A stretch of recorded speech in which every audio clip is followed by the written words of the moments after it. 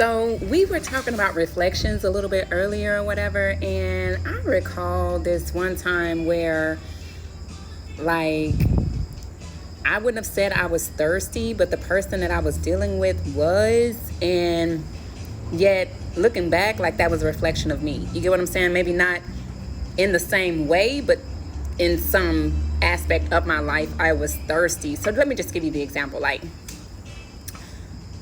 you know, I wasn't necessarily seeking attention. In all actuality, I was trying to hide. You know what I'm saying? Like, no lie, for real, for real. I was trying to hide. And this person told me, he was like, why are you trying to hide the obvious? You know what I'm saying? Like, why are you trying to hide what people can already see, right? Now, obviously, I was talking to I'm talking about a guy, right? And what he was speaking about was my physique. You feel me? Well, I was at that point in time really focused on internal, you know what I'm saying? Like, who I was and wanting to be seen for that. And I was thirsty for that, right? So like I said, reflection, right? Now understanding the whole thirst aspect, though we were thirsty in different ways, it was an agreement, if you will, or alignment, if you will, because there was still thirst involved, right? So though, and this is obviously before I had boundaries, or I really even knew what boundaries were, and before God had really, you know what I'm saying, sat me down and showed me what was real. And so I had awareness, but not to the extent that I have now, which I'm so grateful because I'm able to share that with you guys. Like, I've been on both sides of the, you know what I'm saying, of the train tracks, right? I'm not a know-it-all. I'm not somebody like, oh my God, you know, but I've been there too, right? So empathy, right? But anyways, what the person told me, he was just like, you know, you're trying to hide something that's already obvious. You're trying to hide something that everybody can already see or whatever. And I'm like, well, I want to be seen for the person that I am and, you know, for my heart. And he was like, yeah, but, you know, do you know how naive you sound? Pretty much is what he was saying, because he said to me, the first impression is what people see, and that's what they can see, right? And so anyways, I went along because I would say went along, like, again, no boundaries, right?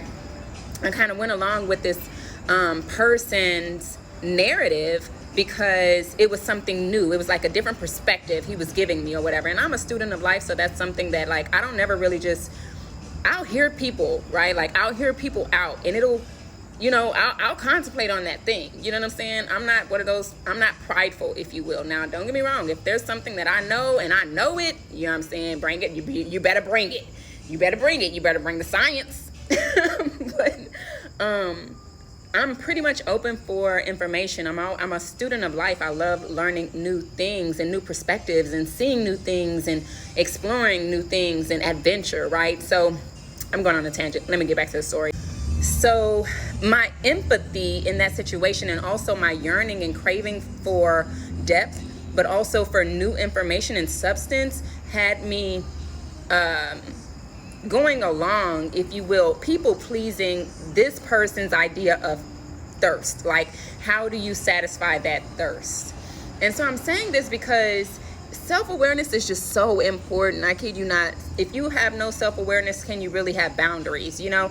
And you'll go along to get along simply because you think that that's the way. You know what I'm saying? You think that other people may even know better than you. And the thing about that is, like, my intuition has always been so on point, but I've always questioned my own intuition. I was struggling even then with trusting said intuition. And I say that, but in all actuality, God came for me that night. I'm like, it's like that went from 0 to 100 real quick. I had just come from yoga or whatever, and I don't know, I was just feeling it in my body. You know what I'm saying? Like, I don't know how long you've been around or whatever, but like, I'm on a celibacy or abstinence journey. I believe abstinence is the word it is, because it's not that I don't ever intend to have to do the deed again. Okay, so whatever. Which I'm still on my abstinence. Like, I didn't break it or anything like that. So just let's be clear. But I had this craving to be seen, you know what I'm saying? And not necessarily just sexually, but just to be seen for who I am or whatever. But like I said, when someone else, you can take on someone else's truth if you don't have boundaries. And I just come from yoga, and I was like, you know what? I haven't been seen. I hadn't even been touched by anybody in years. Well, I say years, but it was at least a year at that point. I was like, I haven't been touched by anybody. I mean by touched, like touched. You know what I'm saying? Like, I'm not talking about just sexually. I'm just like, for real, touched, right? And I just want to be touched by someone. You know what I'm saying? I just want this, I just want to be seen. I just want to be touched. And I wasn't looking for sexual activity. I just wanted to be touched. Also because my first love language is physical touch. So I was just like, I just want to be touched. And baby, when I was on the way over to that man's house, I kid you not, baby, the lights were turning red. You get what I'm saying? Every last one of them. Holy Spirit was like, turn around, turn around, turn around. And I just felt this, energy really driving me. You get what I'm saying? And I heard God tell me, like, and I say I heard God tell me, but I heard the conversation that God was having with Satan while I was being driven. It was the influence that I was under. And I heard God say, I got you. You get what I'm saying? Like, oh, I got you. And shortly after that, I would leave LA. I would leave LA. And not only that, I completely stopped talking to that person. Like, after that situation, I completely stopped talking to that person. Like, I wasn't interested. And obviously, like I said, I still have my abstinence.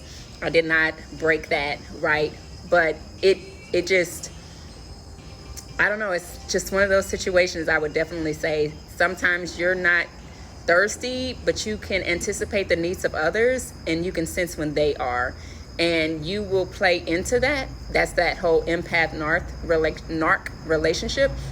You will play into their thirst. You will satisfy their thirst simply because love does anticipate the needs of others. But you have to know what's God's will versus man's and how to say no. And that includes you. You have to learn how to be able to tell yourself no. Yeah.